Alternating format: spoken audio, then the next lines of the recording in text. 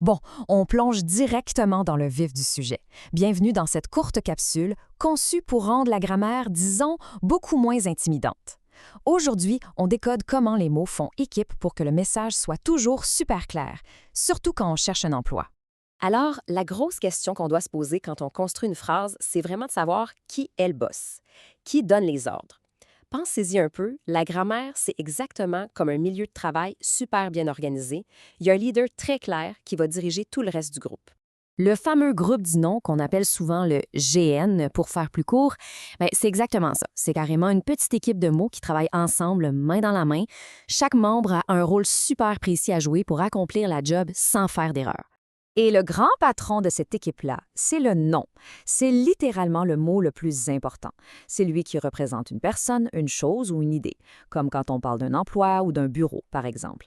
C'est ce chef incontesté qui va prendre absolument toutes les décisions pour le reste de son monde. Ce qui est vraiment intéressant ici, c'est de voir comment cette petite équipe s'organise sur le terrain. En premier, on a le déterminant, comme les petits mots un ou une. Lui, c'est l'éclaireur. Il marche toujours en avant.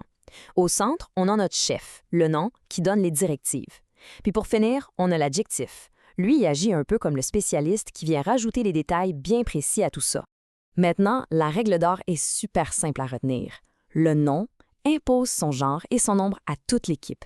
C'est pas négociable. Si le nom, lettre, est féminin singulier, l'éclaireur une, puis le spécialiste éclair doivent obligatoirement l'imiter. Même affaire si le chef emploi est rendu masculin pluriel, les mots des et intéressant s'ajustent automatiquement. Au final, c'est toujours le patron qui décide. Pour terminer, c'est le temps de passer à l'action. En révisant une lettre de présentation ou un CV, le vrai défi, c'est de repérer ces fameux mots chefs-là. Une fois que le nom est bien identifié, il y a juste à s'assurer que son équipe le suit à la lettre. Après tout, maîtriser cette équipe-là, c'est sûrement le meilleur moyen de donner du vrai pouvoir à nos propres mots, pas vrai?